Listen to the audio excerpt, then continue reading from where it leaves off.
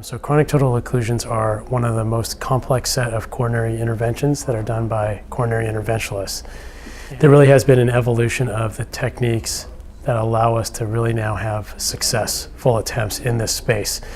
Historically, their success rates were quite low, 50 to 60%, but now with kind of modern approaches integrating a range of techniques, really understanding this concept of a hybrid algorithm, which was in one of the poster presentations that I'll discuss, is allowing our success rates kind of nationally in good centers to reach 85 to 90% routinely.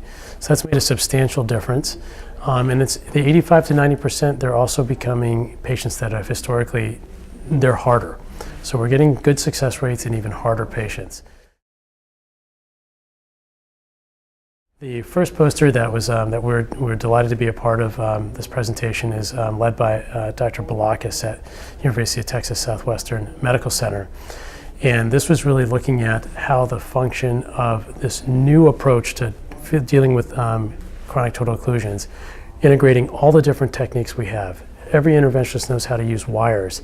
There are two other concepts in total occlusions that get used. One is to actually intentionally dissect the artery and then re-enter it, and that's called antegrade dissection re-entry.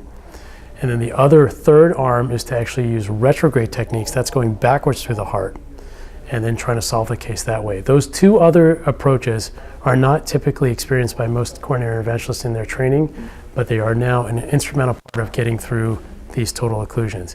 When one applies all three of those techniques, that's when our success rates really go up. With that approach, if people are willing to look at the anatomy and say, I can use all three of these approaches, which one makes sense?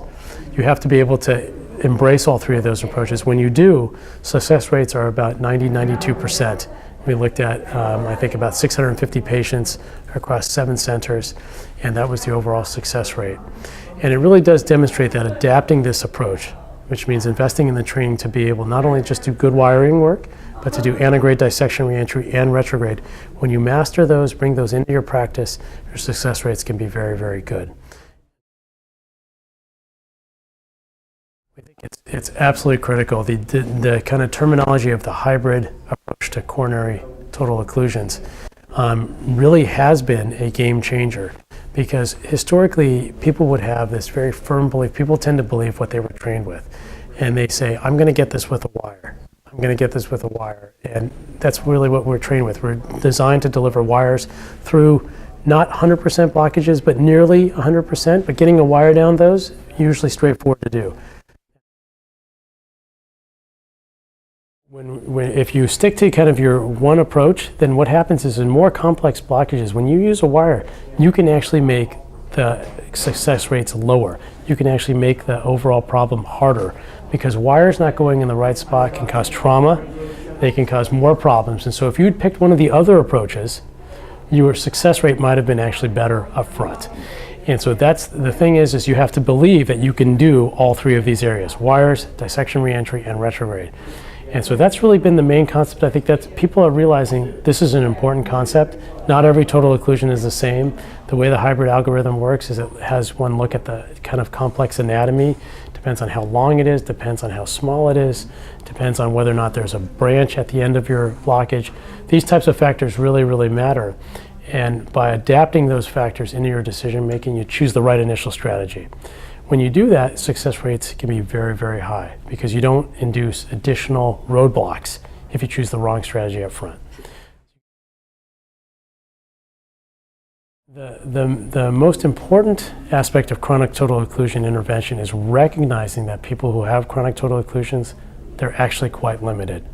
They're not the same patients who come in with an acute heart attack, where it's easy to say, of course you need a catheterization, we have to try to fix you to kind of save more heart. This is really about taking away limiting symptoms. And people who have chronic total occlusions are actually markedly limited in ways that even a general cardiology appointment may not elicit, because they're not getting symptoms at rest that warrant immediate hospitalization. Well, what they do is they curve their lifestyles down. They have shortness of breath very commonly, and that's something that also in the cardiology community we don't always think about as being a coronary issue. And we think about chest pain more, but chronic total occlusions act differently. So these patients are curbing down their lifestyle. The incidence of depression is much, much higher in this population. We have data coming out about how depression is so prevalent in this population, and successful fixing total occlusion decreases depression scores tremendously. It's almost a cure for depression in some patients. It's stunning that way.